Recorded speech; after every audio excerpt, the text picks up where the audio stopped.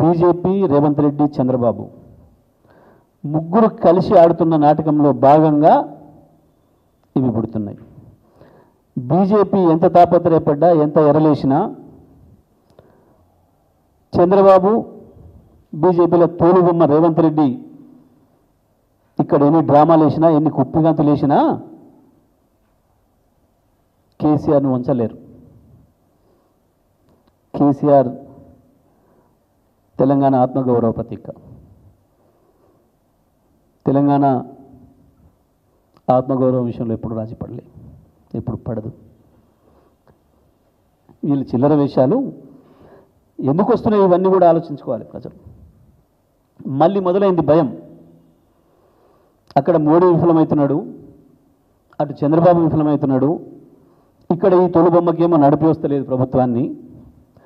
మళ్ళీ కేసీఆర్ పేరు వినబడుతుంది. ఒక్క తెలంగాణలోనే కాదు, నేను ఇవాళ చెప్పడంలో మీకు చాలా సందర్భంలో కూడా చెప్పాను. నేను కేసీఆర్ కేవలం తెలంగాణలోనే కాదు, భారతదేశ ప్రభుత్వాన్ని నడపడంలో కూడా కీలకమవుతారు రేపు. ఇది భయం మొదలైంది మోడీ చంద్రబాబు ద్వయానికి. చంద్రబాబు మాట్లాడే మాటల్లో ఏదో యథాలాభంగా మాట్లాడుతున్న మాటలు కాదు. ఆంధ్రప్రదేశ్ మహానాడులో చంద్రబాబు మాట్లాడిన మాటలు, తెలంగాణ తలసరి ఆదాయం పెరిగింది కానీ నేను కారణం అన్న మాటలు ఉత్తగా మాట్లాడలే. ఎందుకు అంటే ఇవాళ దేశం మొత్తం మళ్ళీ కేసీఆర్ పైన చర్చ జరుగుతుంది. మొత్తం ప్రపంచ ఆర్థిక వ్యవస్థలు కుప్పగూలిపోయినాడు, కరోనా వచ్చినాడు కూడా నిటారుగా నిలబడిన ఏకైక ఆర్థిక వ్యవస్థ తెలంగాణ ఆర్థిక వ్యవస్థ.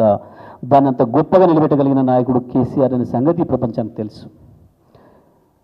ఇవాళ జరుగుతున్న పరిణామాలు మళ్ళీ కేసీఆర్ను గుర్తు చేయిస్తున్నాయి ఈ రాష్ట్రానికి, ఈ దేశానికి.